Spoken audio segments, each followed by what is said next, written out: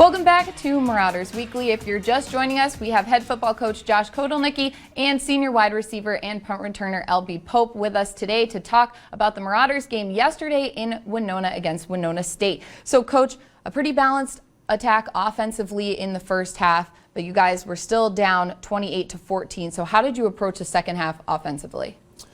The biggest thing is, offensively I thought we were doing fine. It's just we need to slow them down defensively and, convert a little bit more on third down and just try to make sure that we weren't in a position where we were counting on a redshirt freshman quarterback playing in his first game in a pretty hostile atmosphere to win the game for us. And so we just stuck with the plan. All right, well, let's take a look at the second half highlights, starting with the third quarter, which was a big one for the Marauders. The defense changing it up, more aggressive.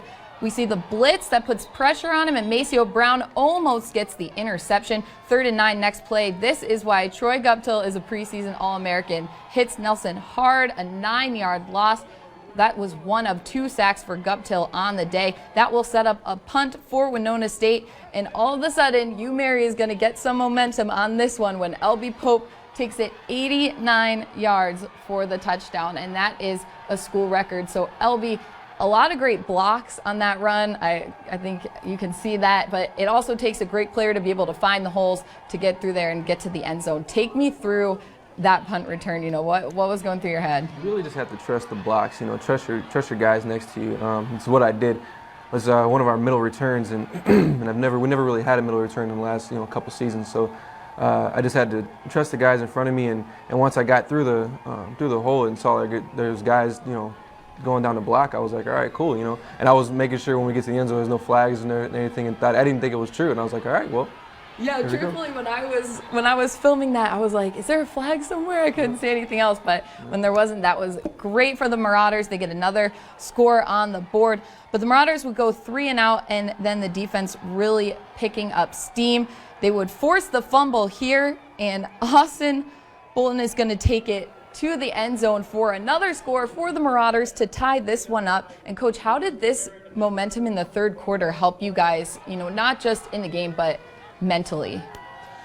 Well, I think, the biggest thing for it just validates what we've been preaching the whole time. Consistency, 4 quarters of football, ride through the ups, ride through the downs, and keep playing and see what happens next. So those things will happen, those ups and downs in football.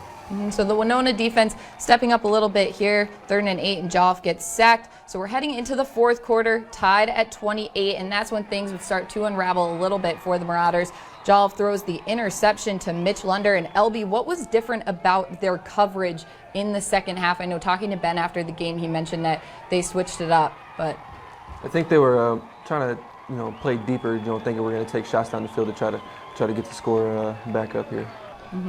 So the Warriors in the red zone now. Nelson is going to throw it into triple coverage, not exactly the best option, and the Marauders get the stop there. But after a 7-yard run to the 1, the QB sneak gives Winona the go-ahead touchdown. They're up 35-28.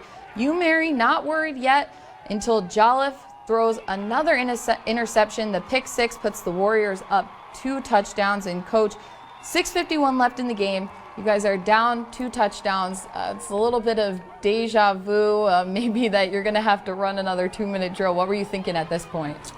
Just thinking, let's worry about getting the first one so we can put ourselves in position to run the 2-minute drill. But defensively, you didn't see it on this last one, but defensively we got a good stop to get us going to the next drive here and give us a chance to score. And there a little creative play calling there with the handoff and then the reverse to Pope. 2nd and 3 under pressure.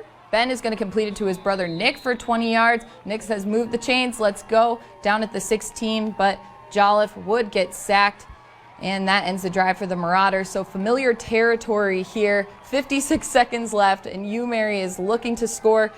2nd and 10, Jolliffe to Jolliffe for 12 yards and a first down.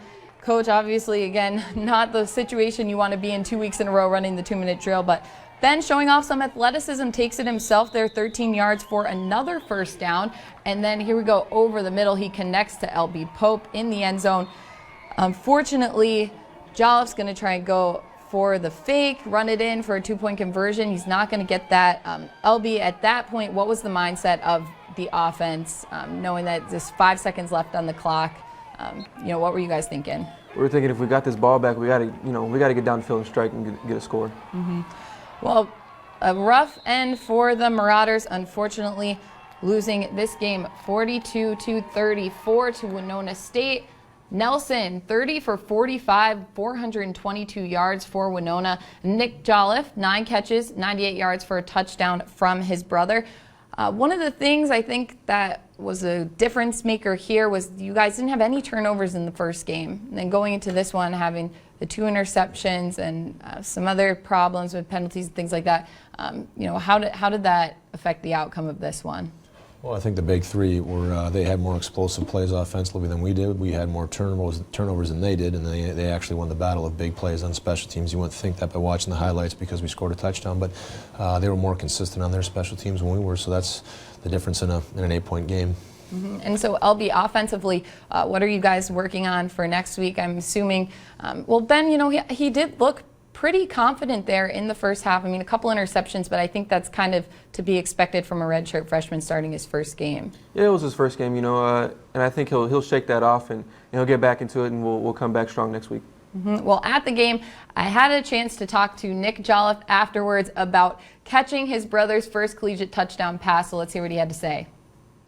I mean, it was pretty awesome. It was actually the first pass he threw to me, so I kind of deep down, I had to grab it. I had to squeeze it in. It was hopefully a big moment. I think it was a bigger moment for my parents in the stands there. I mean, Ben and I play catch every day at practice, but it was definitely a special moment to actually get to do it in a game finally.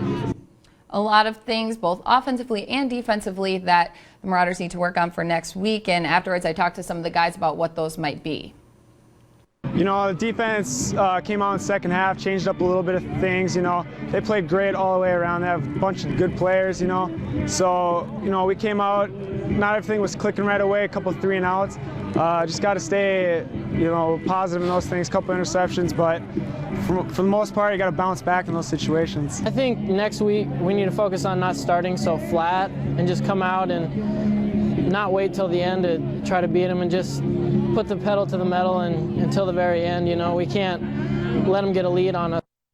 Well, next week, the Marauders take on Concordia St. Paul, who fell yesterday to Northern 28-21. And taking a look at some other scores from around the Northern Sun, Minnesota Duluth, the Bulldogs topping the Augustana 23-22. MSU Mankato beating up on Moorhead big time 69-13. St. Cloud State topping Wayne State. Southwest Minnesota State probably a little bitter about their last-minute loss to the Marauders last week, beating Minnesota Crookston 56-31. Upper Iowa putting the beat down on Minot State 49-3. And Sioux Falls topping the Beavers of Bemidji 52-19. So a lot of things for you guys to focus on going into the Concordia game next week. What I'm assuming you already started looking at that. What are some of the things that you guys are going to focus on? Well, I think our immediate focus as a coaching staff is to make sure we have a better Monday than we had last week. It's a little bit underestimated, but when you have a new coaching staff, you have new routines, new schedules, and it sounds not very exciting, but for the kids it is a little bit of a subtle change. So we want to make sure we have a lot better Monday than we did last week, but as far as game planning stuff, I've only looked at the special team stuff right now. I know Concordia St. Paul is a very talented football team, even though they're only 0-2. And so I expect a very, very good team to come in here on Saturday and hungry, looking for their first win. Mm-hmm, absolutely. All right. Well, Coach and LB, thank you so much for joining me today on Marauders Weekly. And now, before we go to the break, in last week's win over Southwest Minnesota State, he caught the winning touchdown in the final minute of the game, and that is Jake East. Now, you might not know a lot about the senior, but we'll have more right now in this week's Meet a Marauder.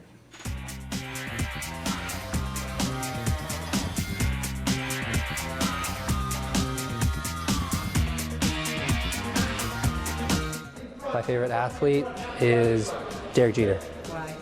Because I'm a big baseball fan. I've liked baseball my life. Favorite food is definitely Chinese food. Most embarrassing song on my iPod is Masquerade by Nicki Minaj. We're just getting together during family time, either Christmas or Thanksgiving. It was especially good when my grandfather was still alive, but he passed away last year while I was here, so. But other than that, that's probably one of my favorite traditions, just getting together with the whole family. Probably high school. Had a good senior year. I was Offensive Player of the Year for the whole Valley back home, so that was a good year. You just bear it. No matter how many layers you put on, it's still cold. So you just try to stay indoors as much as you can. Favorite thing about University of Mary is I like the smaller schools because you know people more and the teachers as well. I like to do good in school, so it's always nice to have a good relationship with your teachers. Well, it hurt when it happened, when that guy hit me, but other than that, it felt good. Yeah, it was nice to get that win for the team. Well, don't go anywhere. After the break, we'll introduce you to some guys on the Marauders men's soccer team who have come a long ways just to play in Bismarck.